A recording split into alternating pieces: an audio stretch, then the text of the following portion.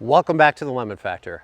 I'm Chad and I'm here with a 2019 Tesla Model 3 performance variant. So that is the dual motor, all-wheel drive, highest performance model you can get.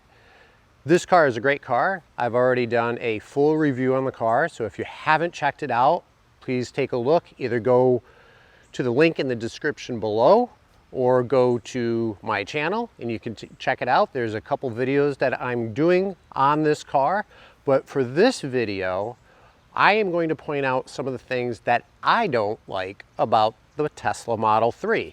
And remember, not every car is right for every person. I want to make sure that you have all the information you need to make a decision regarding what's right for you.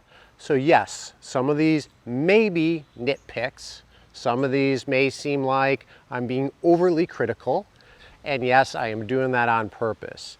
But if this helps just one of you to make a decision whether the Model 3 is the right car for you or not, that is what we're doing here at the Lemon Factor. By the way, there's also a video on the top things I like about the Tesla Model 3. And if you haven't already, please consider subscribing, turn on the notifications so you are made aware of new videos being uploaded. And with that, let's jump into this.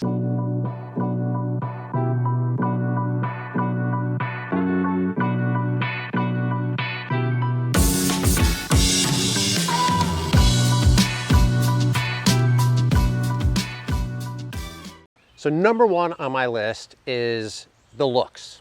And why is it number one? It's not number one because it's the worst thing. It's number one because I think it's one of the most important things for people when they're looking to consider purchasing a vehicle.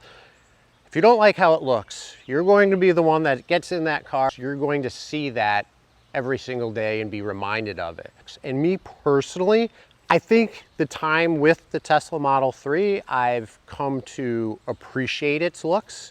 However, I'm not in love with it. I think it looks very similar to every Tesla model out there. And while a lot of manufacturers do that, they have various styling elements that they repeat from car model to model, so they're easily recognizable as being from that manufacturer. The aerodynamics of the Tesla Model 3 is just that. It's clear that this car and all of the other Teslas are made to be extremely aerodynamic for fuel efficiency purposes, and it makes it a very minimalist design. It's okay. It doesn't grab the attention. It doesn't grab my attention. So moving on to number two on the list would have to be reliability and build quality.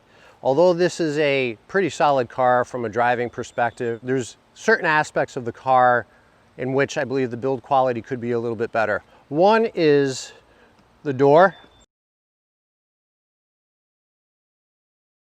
Seems as though something got lost in the manufacturing, not sure why it looks like this. Even on the driver's side, you could see something similar. Not sure what it's supposed to look like, but that just doesn't seem right.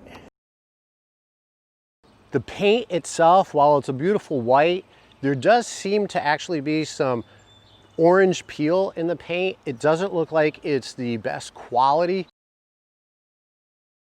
If you look at reliability ratings, whether it's Consumer Reports or others, you will find that Tesla is not ranked at the top. It's concerning, obviously, because you don't want to spend the money on a vehicle like this to have to fix it.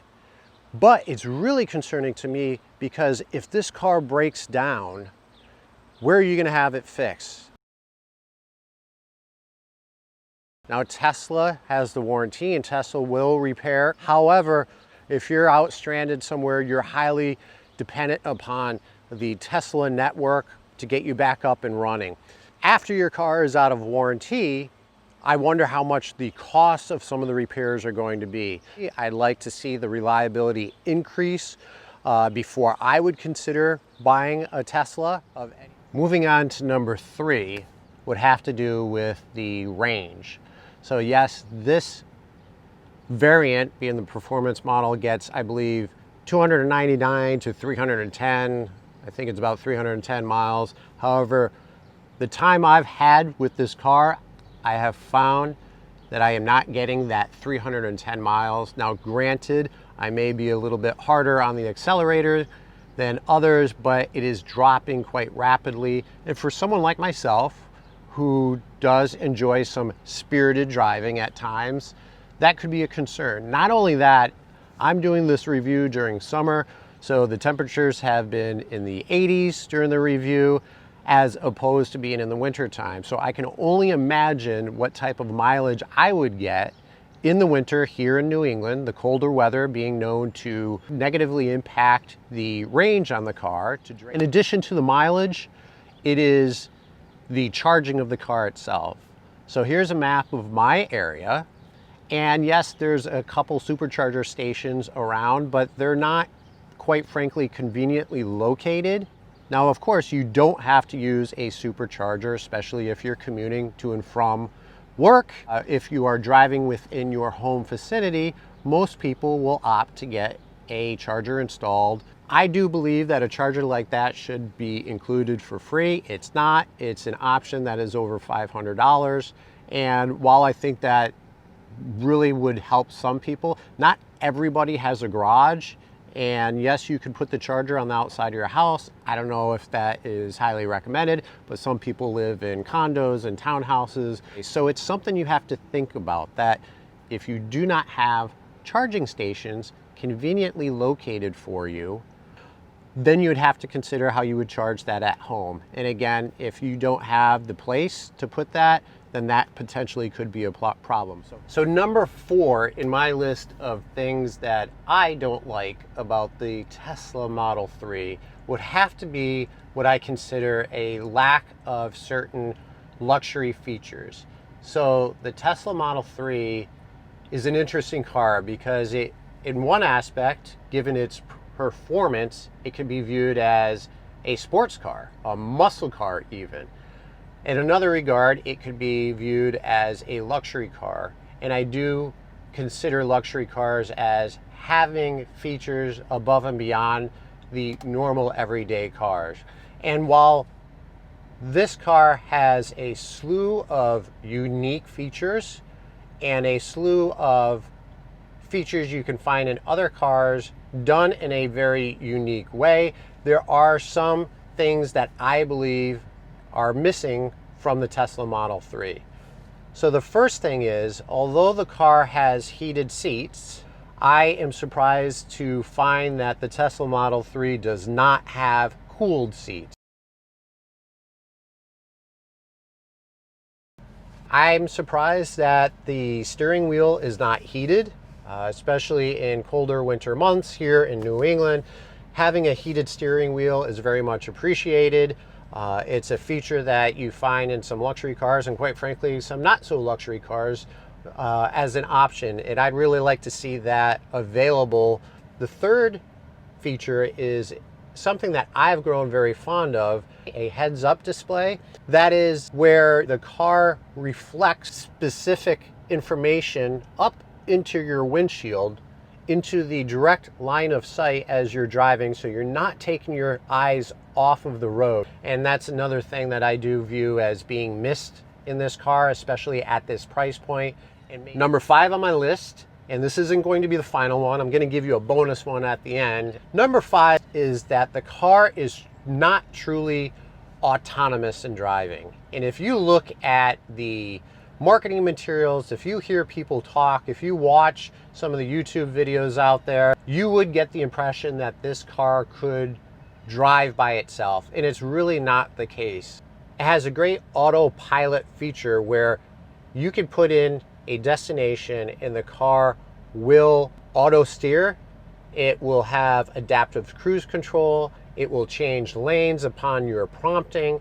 And I've even tried it where it's gotten off and on a highway. And while a little nerve-wracking for me, just because I'm not used to it, it worked. I like the fact that it identifies stoplights, stop signs. It shows you the cars around you. I think it's great, but this is not truly an autonomous vehicle. And if you really look in Tesla's website, they will identify it as such. You can purchase the additional, for an additional $8,000, the future upgrade to fully autonomous. For those of you considering a Tesla and you believe that it has this full autonomous driving capability, please look into it in more depth. Try to test drive a Tesla if you can, because it was not as autonomous as I was expecting it to be. So it confuses the Tesla a little bit. It tries to keep you centered, and that lane starts widening and it doesn't know exactly where to put the car. Not perfect, not something that I would be comfortable giving all the control to the vehicle. So a little bit of a disappointment. And I do have high hopes for the future, but it's still not out yet. So definitely keep that into consideration. Now, on to the bonus. So the last thing on my list of things that I don't like about the Tesla Model 3, and the reason why I'm crouched behind the car, is there's no exhaust. Yeah, I get it. Everybody, yes. Before you start commenting, it's a fully electric vehicle. There's no gas combustion or diesel combustion going on. There's not supposed to be exhaust. And I totally get that. However, I personally miss hearing the note of an exhaust. And it's not just the sound of the exhaust, it's the sound of a revving engine. It's the sound, if you have a turbo, of hearing the turbo spool up, or hearing the blow-off valve of a turbo. If you have a supercharger, just the sound of the supercharger whining as you rip through the gears and as you accelerate higher into the RPMs. Something that I'm used to, that I enjoy, and that, quite frankly, I missed when driving this car. So that's the end of my list of things that I don't like about the Tesla Model 3.